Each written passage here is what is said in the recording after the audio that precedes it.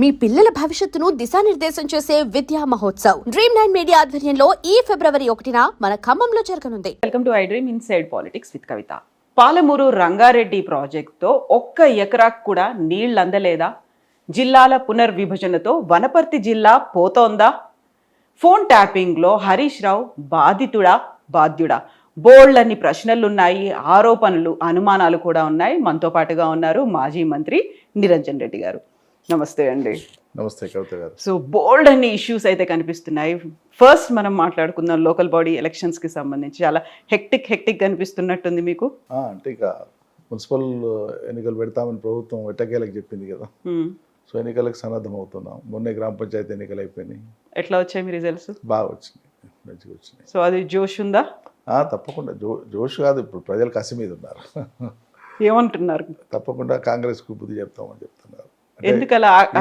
వాళ్ళు భ్రమలు తొలగిపోయినాయి, ప్రజల యొక్క భ్రమలు చాలా తొందరగా తొలగిపోయినాయి. వాస్తవంగా ప్రభుత్వం ఏర్పడిన 5-6 నెలలకే తొలగిపోయినాయి భ్రమలని. పార్లమెంట్ ఎన్నికలు అయిపోయిన వెంటనే తొలగిపోయినాయి. వాళ్ళ అభిప్రాయం తెలుపుదామంటే అవకాశం వచ్చింది. మొదటి అవకాశం గ్రామ పంచాయతీ ఎన్నికలే, పార్లమెంట్ ఎన్నికల తర్వాత. సో ఇప్పుడు వచ్చేది మున్సిపల్ ఎన్నికలు. ఒకవేళ పెడితే జెడ్పీటీసీ, ఎంపీటీసీ, జిల్లా పరిషత్ ఎన్నికలు కానీ అవి పెట్టేటట్టు లేరు. సో ఇప్పటికీ గ్రామ పంచాయతీ ఎన్నికలు అవి అయిపోయిన తర్వాత ఇమ్మీడియట్గా జెడ్పీటీసీ, ఎంపీటీసీ పెడతారు అనుకున్నప్పుడు ఈ గ్యాప్ డిలే అనేది ఎందుకు వచ్చింది అనుకుంటారు? అంటే ఒకటి, వాళ్ళు పెట్టడానికి సిద్ధంగా లేరు. ప్రజల మూడు అర్థమైపోయింది రాష్ట్ర వ్యాప్తంగా. సింబల్ లేకుండానే ఇట్లా ఉంది, సింబల్ ఉంటే చాలా స్పష్టంగా ఉంటుంది అనేది ప్రభుత్వానికి తెలుసు, అధికార పార్టీకి తెలుసు. రెండవది, జిల్లా పరిషత్ ఎన్నికలన్నీ కూడా, మండల పరిషత్తులు, జిల్లా పరిషత్తులు అన్నీ కూడా గ్రామాలకు సంబంధించిన ఎన్నికలు. పూర్తిగా రైతు బంధు ఇవ్వకుండా ఇప్పటికే ఎగ్గొట్టి ఇప్పుడు ఆ రైతు బంధు కూడా ఇవ్వకుండా ఎన్నికలకు పోలేదు. రైతు బంధు ఇవ్వాలంటే డబ్బులు కావాలి. కాబట్టి ఏదో ఒక సాకుతో జిల్లాల ఏర్పాటనో, కమిషన్ అనో, లేకుంటే మరోటనో దాన్ని వాయిదా వేసుకుంటూ పోవడమే ఎన్నికలు. వాళ్ళ ప్రభుత్వానికి ఉండేటువంటి ఆప్షన్ ఒకటే, ఎన్నికలు పెట్టకపోవడం.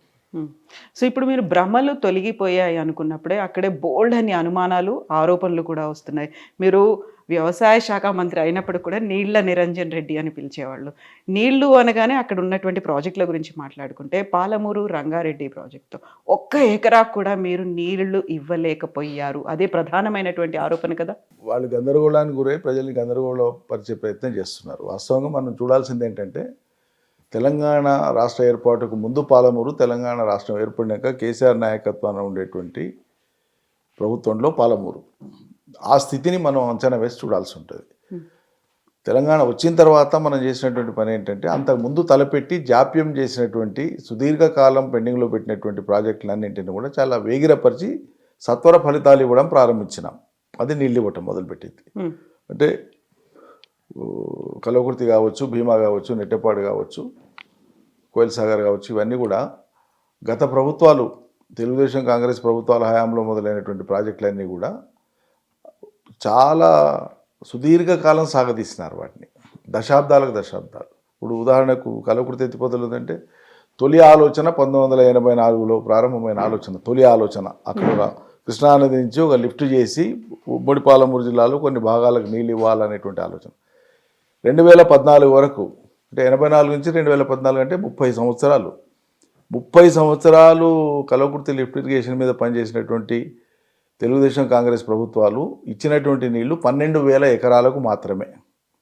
పెట్టినటువంటి ఖర్చు అంతా 2,600-2,700 కోట్లు మాత్రమే 30 సంవత్సరాల కాలంలో.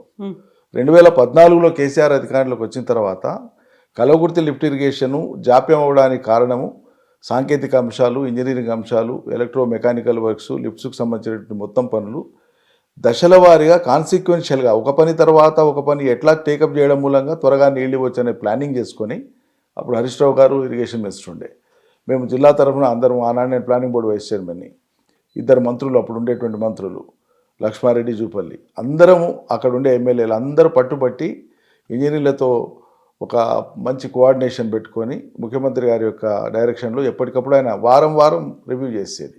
ఎవ్రీ ఆల్టర్నేట్ డే ఫోన్ చేసేది, ఏ పని ఎక్కడ పురోగతి ఎట్లుంది. అట్లా చేసి 2.5-3 ఏళ్ల కాలంలోనే, అంటే మొదటి 2 ఏళ్లలోనే నీళ్ళు ఇవ్వడం మొదలుపెట్టినాము. పూర్తి స్థాయిలో దాని కింద గరిష్టంగా నీళ్ళు ఇవ్వడం అనేది 3 ఏళ్ల లోపల పూర్తి అయిపోయింది. 2014 నుంచి 2017 లోపల నీళ్ళు ఇవ్వడం పూర్తి చేసినాం. ఎన్ని ఎకరాలు? ఒక్క కల్వకుర్తి లిఫ్ట్ ఇరిగేషన్ కిందనే 4.5 లక్షల ఎకరాలకు నీళ్ళు ఇస్తూ ఉన్నాం కంటిన్యూస్గా. అంటే 12,000 ఎక్కడ, 4.5 లక్షల ఎకరాలు ఎక్కడ. ఇంకొకటి మేము పెట్టినటువంటి ఖర్చు 3 ఏళ్ల కాలంలో మేము పెట్టినటువంటి ఖర్చు కల్వకుర్తి లిఫ్ట్ ఇరిగేషన్ మీద 2,700 పైచిలకు కోట్లు, అంటే సుమారు 3,000 కోట్లు. 30 ఏళ్ల కాలంలో వాళ్ళు 2,000 పైచిలకు కోట్లు పెడితే మేము 2.5-3 ఏళ్ల కాలంలో 3,000 కోట్ల ఖర్చు పెట్టినాం ఆ ప్రాజెక్ట్ కింద, కల్వకుర్తి లిఫ్ట్ ఇరిగేషన్ కింద. కాబట్టి తెలంగాణ తెచ్చినటువంటి పార్టీగా, ఒక సంస్థగా కేసీఆర్ నాయకత్వాన కేసీఆర్ పట్టుబట్టి నీళ్ళు ఇవ్వబట్టే పాలమూరులో నీళ్ళు వచ్చినాయి. సో వీళ్ళ అవగాహన రాహిత్యంతో ఆ ప్రాజెక్టు మేము మొదలుపెట్టింది, కేసీఆర్ ఎక్కడ నీళ్ళు ఇచ్చిండని మాట్లాడతారు. అర్థం ఉందా దానికేమన్నా? మొదలుపెట్టిండ్రు, ఎప్పుడు మొదలుపెట్టిండ్రు, ఎంతకాలం సాగదీసిండ్రు? 30 ఏళ్ల కాలం పట్టింది. సిగ్గుండాలి కదా మాట్లాడడానికి. 30 ఏళ్ళు తీసుకుంటారు ఒక ప్రాజెక్టు. అది కేవలం 3.5-4 లక్షల ఎకరాలకు మొదలు వాళ్ళు సంకల్పించేదే 2.5 లక్షల ఎకరాలకు. మేము దాన్ని పెంచినాం, 40 టీఎంసీలను వరద జిల్లాలో కేటాయింపు చేసినాం జీవోలు ఇచ్చి. కాబట్టి 3.5 ఏళ్ల కాలంలో కాళేశ్వరాన్ని కట్టి 38 లక్షల ఎకరాలకు నీళ్ళు ఇవ్వదగినటువంటి కాళేశ్వరాన్ని పూర్తి చేస్తే ఒక పక్క తెలంగాణ ప్రభుత్వం 30 ఏళ్ల సమయం తీసుకొని 3 లక్షలకు నీళ్ళు ఇవ్వలేనటువంటి దుస్థితి వాళ్ళది పెట్టుకొని అసలు కంపారిజన్ ఎక్కడ? కాకపోతే ఇప్పుడు మీరు 3,000 కోట్లు ఖర్చు పెట్టారు, 4.5 లక్షల ఎకరాలకు నీళ్ళు ఇచ్చారు అనుకున్నప్పుడు ఒక్క ఎకరాకు కూడా నీళ్ళు ఇవ్వలేదు అనేటువంటి ఒక ఆరోపణ అంటారా, లేకపోతే దాని మీద మీ మీద ఒక విమర్శ అనేది విపరీతంగా ఉంది? మీరు దాన్ని ప్రాపర్గా కమ్యూనికేట్ చేయలేదా? ప్రజలు గుర్తించలేదా? ప్రతిపక్షాలకు అర్థం కాలేదా? ప్రతిపక్షాలకు అర్థమైంది, ప్రజలు గొప్పగా గుర్తించినారు. ప్రజలు వరుస పంటలు పండిస్తున్నారు, ఆర్థిక స్థితిగతులు పెరిగినాయి, వలసలు వాపసు వచ్చినాయి, గ్రామాలు పచ్చబడ్డాయి. సంవత్సరం పొడవునా ఎటు చూసినా కూడా గ్రామీణ ప్రాంతాలలో ప్రజలకు వ్యవసాయ అనుబంధ నిత్య కార్యక్రమాలతో ప్రజలు చాలా బిజీగా ఉంటున్నారు. ప్రతి సెక్షన్ ఆఫ్ పీపుల్, భూమి లేని పేదలు కూడా ప్రతిరోజు ఏదో రకమైన ఉపాధి పని దొరకడం, ఇతర సామాజిక వర్గాలు కూడా అన్ని రకాల పనులలో నిమగ్నమై మొత్తం గ్రామాల రూపురేఖలు మారిపోయినాయి. పాలమూరు ముఖచిత్రం మారిపోయింది. నేను చెప్పింది ఒక కలవకుర్తే చెప్పాను మీకు. అది నెట్టెపాడు కావచ్చు, భీమా కావచ్చు, కోయిల్ సాగర్ కావచ్చు, వాటిలో మునుపు ఉన్నటువంటి ప్రభుత్వాలు పనులు ఏ మేరకు తీసుకొచ్చి ఆపినాయో జాప్యానికి అనేక కారణాలు. వాటన్నింటిని మేము ముందు పెట్టలే కారణాలు. నేనాడు కూడా గత ప్రభుత్వాల మీద నెపాలు పెట్టుకుంటా మేము పనిచేయడం ఆపలేదా ఇప్పుడు వాళ్ళు చేస్తున్నట్లుగా? అవి ఏవైనా ఉండనియండి, వాటిని పరిష్కరించి ప్రజలకు తొందరగా నీళ్ళు ఇవ్వాలనుకున్నాం, ఇచ్చినాం. ఒక్క ప్రాజెక్టుల నుంచి నీళ్ళు ఇవ్వడమే కాదు, చెరువులు నింపేటువంటి దానికి అనుసంధానం చేసినాం, కొత్త చెక్ డ్యామ్లను కట్టినాం. ఒక బొట్టు వర్షపు చుక్క వృధా కాకుండా ఉమ్మడి పాలమూరు జిల్లాలో ఆ నీటిని ఒడిచిపట్టుకునేటువంటి విధం ఎట్లా అని చెప్పి ఒక సంకల్పంతో పనిచేసి ప్రజలకు ఫలితాలు ఇచ్చినాం. వీళ్ళకి తెలిసి కూడా ఒక అక్కసు అబద్ధాలనే నిరంతరం మాట్లాడేటువంటి ఒక ఇన్హరెంట్ క్యారెక్టర్ కాంగ్రెస్ పార్టీకి ఉంది. అంటే అది నిజమైనా కూడా దాన్ని అబద్ధంగా చిత్రీకరించి మొత్తం నిరంతరం అదే మాట్లాడేటువంటిది, పైనుంచి కిందికి అదే మాట్లాడేటువంటి ఒక ధోరణి ఉంది వాళ్ళకి. అంతే తప్ప దానికి మించే ఇంకా. ఇప్పుడు వాళ్ళు మాట్లాడుతున్నారు, బట్ ప్రజలు ఎలా స్వీకరిస్తున్నారు? ప్రజలకు తెలుసు. మీరు ఇప్పుడు ఏ గ్రామం పోయి ఎక్కడ పోయి అడగండి, ప్రజలు పేరు పెట్టిందే నీళ్ళకి కదండి. కేసీఆర్ నీళ్ళు అంటారు, కేసీఆర్ నీళ్లు, కేసీఆర్ చేపలు, కేసీఆర్ గొర్రెలు. మంచినీళ్ళు తాగే మిషన్ భగీరథ నీళ్లను మిషన్ భగీరథ అనరు ప్రజలు, కేసీఆర్ నీళ్ళు అంటారు. మీరు మహిళలను ఎవరిని అడగండి, మంచినీళ్ళు వస్తున్నాయంటే కేసీఆర్ నీళ్ళు వస్తున్నాయంటారు. అది అప్పుడు అనేవాళ్ళు, ఇప్పుడు కూడా అంటున్నారు, ఇప్పుడు కూడా అదే అంటున్నారు. ఇప్పుడు కూడా కేసీఆర్ అంటారు. ఇప్పుడు కూడా ప్రజలు రైతు బందే అంటున్నారు తప్ప రైతు భరోసా అనేవాడు అనట్లేదు. ప్రభుత్వం అడ్వర్టైజ్మెంట్ల ద్వారా చెప్పుకుంటుంది రైతు భరోసా, కానీ ప్రజల దృష్టిలో ఇప్పటికే అది రైతు బందే. ప్రజల వాడుకలో ప్రజల నాలుక మీద ఉండేటువంటిది రైతు బందే. తిట్టేటప్పుడు రైతు బందే ఆడిచ్చిండని తిడుతున్న ప్రజలు, కానీ రైతు భరోసా ఆడిచ్చిండని ఎవడు తిట్టట్లేదు. కోపం వచ్చి తిట్టేటోడు రైతు బందే అనేది తిడుతున్నాడు, ఎందుకు ఇస్తలేవుడని.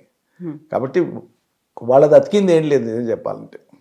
సో ఇప్పుడు వీటికి సంబంధించి ఎవరైతే ఆ ఫలాలు పొందారో మీరు అంటున్నారు, 4.5 లక్షల ఎకరాలకు నీళ్లు ఇస్తే అంతమంది రైతులు కలవకుర్తి కింద, ఎగ్జాక్ట్లీ. సో ఇదంతా రిఫ్లెక్ట్ అవుతుందా రాబోయేటువంటి ఎలక్షన్స్ లో? డెఫినెట్గా మొన్న కూడా రిఫ్లెక్ట్ అయింది, కాలేదనేది ఏం లేదు. కాకపోతే 1.8% ఎట్లా డిఫరెన్స్ వస్తుంది స్టేట్ వైడ్గా?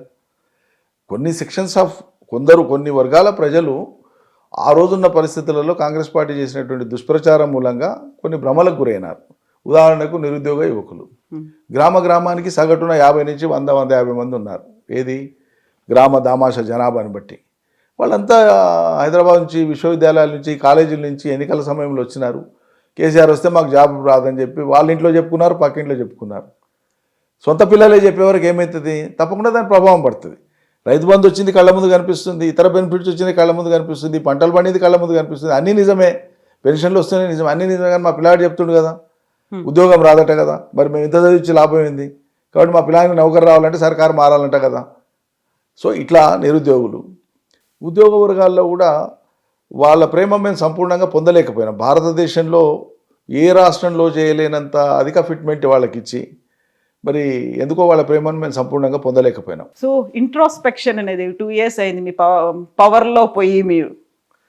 నేనేమంటున్నానంటే ఎప్పుడైనా ఒక బాధ్యత గల రాజకీయ పార్టీ ప్రజల కంటే ముందు ఆలోచించి, ప్రజల కోసం ఆలోచించి మార్గదర్శనం చేసేటువంటి సమాజ నాయకత్వం ఏదైనా, అది రాజకీయ రూపంలో ఉండవచ్చు, లేకుంటే పరిపాలనా రూపంలో ఉండవచ్చు, తాత్విక రూపంలో ఉండవచ్చు, ఎవరైనా సమాజానికి మార్గనిర్దేశకులుగా ఉండేటువంటి వాళ్ళు లోపం తమ వైపు నుంచి జరగకపోయినా ప్రజల వైపు నుంచి ఒకవేళ జరిగినా మొత్తం సమాజ లోపంగానే భావించి ఎట్లా సరిదిద్దాలనో కూడా చెప్పగలగాలి. మేము ఇవాళ ఎవరి మీద నిందలు వేస్తలేము. అందుకే కొన్ని భ్రమలకు లోనైనరు ప్రజలు, వీళ్ళు చేసినటువంటి దుర్మార్గ ప్రచారాలకు లోనైనరు, నష్టపోయినరు. వాళ్ళు అదే ప్రజలు పశ్చాత్తాపడి చెప్తున్నారు కదా, మానవుడిని చెప్పట్లేదు అన్నమాట. మీరు ఏ సామాన్యుడిని కదిలించినా, ఏ నిరుద్యోగ యువకుడిని కదిలించినా, ఏ ఉద్యోగస్తుని కదిలించినా, ఏ రిటైర్డ్ ఎంప్లాయీని కదిలించినా, రిటైర్డ్ ఎంప్లాయీస్ ఉత్తరాలు రాసి ఆత్మహత్య చేసుకుంటున్నారండి. ఇంతకంటే ప్రబల నిదర్శనం ఏం కావాలి ఈ ప్రభుత్వ వైఫల్యానికి తార్కాణంగా? ఇవన్నీ వాస్తవాలే మన కళ్ళ ముందు ఉన్నాయి కదా. కాబట్టి ఇంట్రాస్పెక్షన్ ఎవరు చేసుకోవాలంటే ప్రజలు by and large they have realised. మేము కూడా మా పరంగా కూడా ఒక రాజకీయ పార్టీగా ఎక్కడైనా ఏదైనా జరిగి ఉంటే always we are prepared to rectify as individuals and as a party. Then what about KCR? ఆయన రియలైజ్ అయిందా, రెక్టిఫై చేసుకున్నారా, ఇంట్రాస్పెక్షన్ అయిందా లేదా? అంటే కేసీఆర్ తప్పు చేసిండని సమాజం ఏమనుకోవట్లేదు. వాస్తవం నిజం చెప్పాలంటే కేసీఆర్ ఏం తప్పు చేసిండు? తెలంగాణ తేవడం తప్ప, 10 ఏళ్ళు ప్రభుత్వాన్ని ప్రజలకు బాధ్యతగా పరిపాలించడం తప్ప, దేశంలో నంబర్ 1గా నిలబెట్టడం తప్ప ఏ రంగంలో కేసీఆర్ తెలంగాణ రాష్ట్రాన్ని ఉన్నతంగా నిలపలేదు? విద్యుత్ రంగంలో నిలపలేదా? వైద్య రంగంలో నిలపలేదా? విద్యారంగంలో నిలపలేదా? ఉన్నాయి కొన్ని. ఇంకా చేయవలసినటువంటి పనులు ఉన్నాయి, ఎన్ని చేయంగా కూడా. ఎందుకంటే 50-60 ఏళ్ళ ఆ గండిని బుడ్చడానికి, ఆ గ్యాప్ను బుడ్చడానికి, ఆ వెలితిని బుడ్చడానికి 10 ఏళ్ల కాలం సరిపోలే. అయినా నంబర్ 1గా తీర్చిదిద్దినారు కేసీఆర్ తెలంగాణను. ఎన్ని రంగాల్లో తీర్చిదిద్దినారు?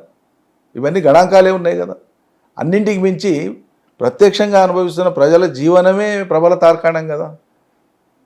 తెలంగాణకు ముందు, తెలంగాణ తర్వాత ఈ 10 ఏళ్ల కాలంలో తెలంగాణలో వచ్చినటువంటి సాంఘిక, సామాజిక, ఆర్థిక పరమైనటువంటి మార్పులు ఎంత వేగంగా సంభవించినాయో అనేక మంది సోషాలజిస్టులు, అనేక మంది సామాజిక విశ్లేషకులు విశ్లేషించి చెప్పినారు కదా. ఎక్కడండి ఇప్పుడు పండగలు, మీరు కూడా గ్రామీణ ప్రాంతం నుంచి వచ్చినారు కదా కవిత గారు, వరంగల్ జిల్లా.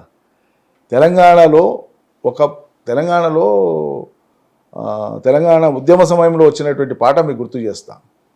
ఇది నల్గొండ జిల్లాలో వాళ్ళు అరుణోదయ తరఫున తీసుకొచ్చినటువంటి పాట, వీడియో సాంగ్. అది అద్భుతమైనటువంటిది, కంటతడి పెట్టాలి ఎవరైనా కూడా. ఆ పాట ఎన్నిసార్లు విన్నా, అటువంటి అద్భుతమైన పాట. అంటే తల్లి కొడుకులతో రోధిస్తుంటుంది. పండగ వస్తుంది, దసరా పండుగ వస్తుంది, చెల్లిని పిలవాలా, ముగ్గురు అన్నలకు ఒకటే చెల్లిని తీసుకురాండ్రా పండగ పోయి. వ్యవసాయ కుటుంబం, రైతులైనా తన కొడుకుల దగ్గర పోయి మాట్లాడుతూ ఉంటే ఒక్కొక్క కొడుకుతోన బాధ వెళ్ళబోస్తుంటుంది. ఉన్న ఒక్క చెల్లిని పండగ తీసుకురాకపోతే ఎట్లా అంటే, పండగ ఎట్లా చేద్దునే, వరిసే నిండిపోయిందని ఒక కొడుకు అంటాడు, పత్తి ఎండిపోయిందని ఒక కొడుకు అంటాడు, ఉన్న ఎడ్లను సంతకమ్మినానే ఎక్కడుంది, నాకేముంది, ఇప్పుడు ఏం పెట్టి చెల్లిని ఇంటికి పిలిచి పండగ చేద్దామే అంటాడు. సో ముగింపులో ఏం చెప్తుంది ఆ తల్లి అంటే, ఈ కరువు కాటకాలకు తెలంగాణలో మనం పండగ కూడా చేసుకోలేనటువంటి ఒక దుర్భర పరిస్థితి కల్పించినటువంటి ఈ కాలం మారాలి. ఇటువంటి స్థితి కల్పించినటువంటి పాలకులను, ఆ పాలనను అంతమొందించాలి. తెలంగాణ రాష్ట్రం, స్వరాష్ట్రం తెచ్చుకుంటేనే మనం పండుగ చేస్తామని చెప్పి. ఏది 2014 కంటే ముందు 10 ఏళ్ళు మేము పాడుకున్నటువంటి పాటలు, తెలంగాణ ప్రజలు పాడుకున్న పాటలు. సో ఇలా తెలంగాణ వచ్చినాక ఏంది, ఈ కాంగ్రెస్ వాళ్ళకి ఇది అర్థం కాదు.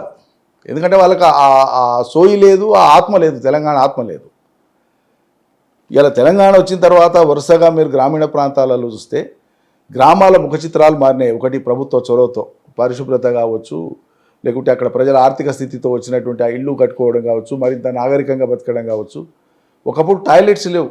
ఒక గ్రామంలో ఎవరో ఎగువ మధ్యతరగతి కుటుంబాల వాళ్ళు, సంపన్నులు అనుకునేటువంటి వాళ్ళ ఇళ్లలో తప్పిస్తే ప్రజలకు వ్యక్తిగత మరుగుదొడ్లు ఉండేవి కాదు.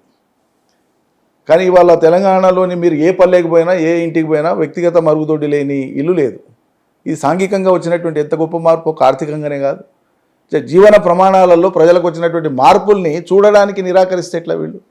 కాబట్టి ఇవాళ గ్రామాలలో జరుగుతున్నటువంటి మీకు బతుకమ్మ పండుగలు కానీ, దసరా పండుగలు కానీ, ఇతర పండుగలు కానీ, బొడ్రాయి పండుగలు కానీ, పెద్దమ్మ పండుగలు కానీ, ఒక్కొక్క ఊరు కోట్ల రూపాయలు ఖర్చు పెడుతుంది సామూహికంగా. ఒక్కొక్క గ్రామం అదే పాలమూరులో ఒకనాడు వలసలకు నిలయమై, కరువు కాటకాలకు నిలయమై, పేదరికము, వెనుకబాటుతనము, లేకుంటే దుఃఖము, ఆకలి చావులు అని మాట్లాడాల్సి వస్తే పాలమూరును ఉదాహరణగా చూపినటువంటి కొన్ని దశాబ్దాల కాలాన్ని ఇలా చెరిపేస్తే ఇవాళ తిరిగి చూస్తే ఒక్కొక్క గ్రామం కోట్ల రూపాయలు ఖర్చు పెట్టి పండుగలు చేసుకునేటువంటి స్థితికి వచ్చింది. ఇది అంతా ప్రజలు సామూహికంగా వాళ్ళు తాండాలు, పిల్ల నమ్ముకునేటువంటి దుర్భర పరిస్థితి ఉన్నటువంటి తాండాలలో ఇవాళ ఒక పోచమ్మ పండుగ చేస్తే, మీరు ఏ తాండా కన్నా పోయింది, ఒక్క పోచమ్మ పండుగ చేస్తే లక్షల రూపాయలు ఖర్చు అయిపోతున్నాయి. అంటే వాళ్ళు అంత స్వచ్ఛందంగా పెట్టుకుంటున్నారు, అప్పులు చేయట్లేదు.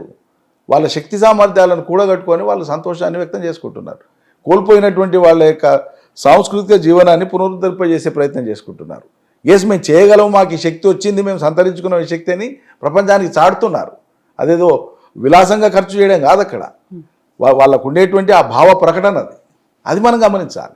సో ఈ మార్పులన్నీ కూడా ఇంత ప్రబలంగా తెలంగాణలో వచ్చినటువంటి మార్పులు, 10 ఏళ్ల కాలంలో వచ్చినటువంటి ఈ మొత్తం ఈ దృశ్యమంతా కూడా కళ్ళ ముందలు ఉంటే, కేసీఆర్ కాలంలో నీళ్లు రాలే, కేసీఆర్ ఏం చేయలే, ఇది చేయలేదు, చాలా చీప్గా మాట్లాడేటువంటి వీళ్ళని చూసినప్పుడల్లా వాళ్ళని ఏమనాలో అర్థం కాదు ఒక్కొక్కసారి. సో చీప్గా మాట్లాడుతున్నారు, వాళ్ళకి కనిపించట్లేదు, వాళ్ళు చూడలేకపోతున్నారు అనుకున్నప్పుడు ఇప్పుడు ప్రభుత్వం కావచ్చు, లేకుంటే మీరు గతంలో పాలించినప్పుడు ఉన్నటువంటి ప్రతిపక్ష నేతలు కావచ్చు ఆ మాటలు అన్నారంటే okay. But what is KCR అని తెలిసినటువంటి కవిత కూడా తెలంగాణలో ఎంపీకి కట్టలు కట్టిండ్రని దేశవ్యాప్తంగా పోయినరు, టీఆర్ఎస్ని బీఆర్ఎస్గా మార్చుకున్నారు అని అక్కడ అర్థం కాలేదా? లేకుంటే మీరు చెప్తున్నదంతా కేవలం మీకోసం మీ స్వోత్కర్ష అనుకుంటారు, అలా చెప్పుకుంటున్నారా మీరు? బ్రహ్మంగారికి సొంత సంతానం ఉంటుంది, బ్రహ్మంగారి వ్యక్తిత్వము, ఆలోచన విధానం తెలిసినటువంటి శిష్యులు ఉంటారు. పరీక్షా సమయం పెట్టినప్పుడు శిష్యులే గెలిచింది తప్ప బ్రహ్మంగారి సంతానం గెలవలే. అంతకు మించి నేను చెప్పాను ఆ విషయంలో. సో ఇప్పుడు మీరు చెప్పింది ఈ 10 ఏళ్ల అభివృద్ధి కావచ్చు, 10 ఏళ్లలో మీరు చేసినటువంటి అన్ని రంగాల్లో పురోభివృద్ధి ఈ ప్రజలు ఇప్పటికీ గుర్తుపెట్టుకున్నారు. 100% వాళ్ళకు ఏం కోల్పోయినాము అనేటువంటిది ఇలా వాళ్ళు ఇట్లా కదిలిస్తే చాలు. నేను నిన్న మా దగ్గర పెబ్బేరులో సంత ఉంటుంది, చౌడేశ్వరి మాత సంత, ప్రముఖంగా యాదవుల దైవంగా దాన్ని ఎక్కువ భావిస్తారు. అన్ని వర్గాల ప్రజలు పాల్గొంటారు పూజలలో, మొక్కులు ఉంటాయి, కానీ వాళ్ళు వాళ్ళ ఇంటి దైవంగా పెడతారు. అక్కడ చాలా గొప్ప కార్యం జరుగుతుంది ప్రతి సంవత్సరం. దర్శనానికి పోయి బయటికి వచ్చిన కారు ఎక్కే ముందు అపరిచితులైనటువంటి మహిళలు, కొంతమంది గ్రామీణ మహిళలు, మధ్య వయసు వాళ్ళు వచ్చి నమస్కారం పెట్టి నా చేయి బిగ్గర పట్టుకొని వాళ్ళు ఏడుస్తున్నారు. నాకు అర్థం కాలేదు, ఏదైనా సమస్య ఉందేమో చెప్పుకోవడానికి వచ్చిందేమో. ఏం లేదు సారు, మీరు పోతే కేసీఆర్ బాయ్, అందుకే మాకు దుఃఖం వస్తుంది అన్నట్టు. ఇది కళ్ళ ముందు కనిపిస్తున్నాయి ఇవన్నీ. నేను కల్పితం కాదు, నా చుట్టూ 20-30 మంది నాయకులు ఉన్నారు ఆ టైంకి. ఆశ్చర్యపోతున్నారు వాళ్ళు కూడా.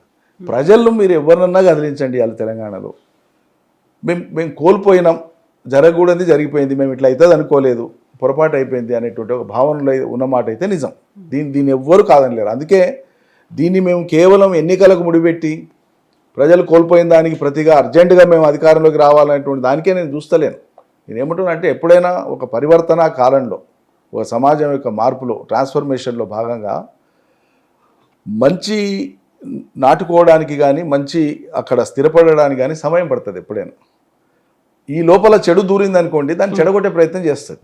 ఇవాళ ఏదో పత్రికల్లో ఆర్టికల్ కూడా చూస్తున్నాను, పెండాల మంగళాదేవి పేరు మీద ఒక ఆర్టికల్ వచ్చింది వాళ్ళ, బహుశా నమస్తే తెలంగాణ అనుకుంటా, చదివినాను మొత్తం. చాలా అద్భుతమైనటువంటి ఆర్టికల్, వీలైతే మీరు కూడా చదవండి. అంటే ఒక చరిత్రను సృష్టించినటువంటి వాళ్ళ చరిత్రను లేకుండా చేయాలనేటువంటి ఒక ప్రయత్నమే ఈ అబద్ధాల కోర్లు చేసేటువంటిది.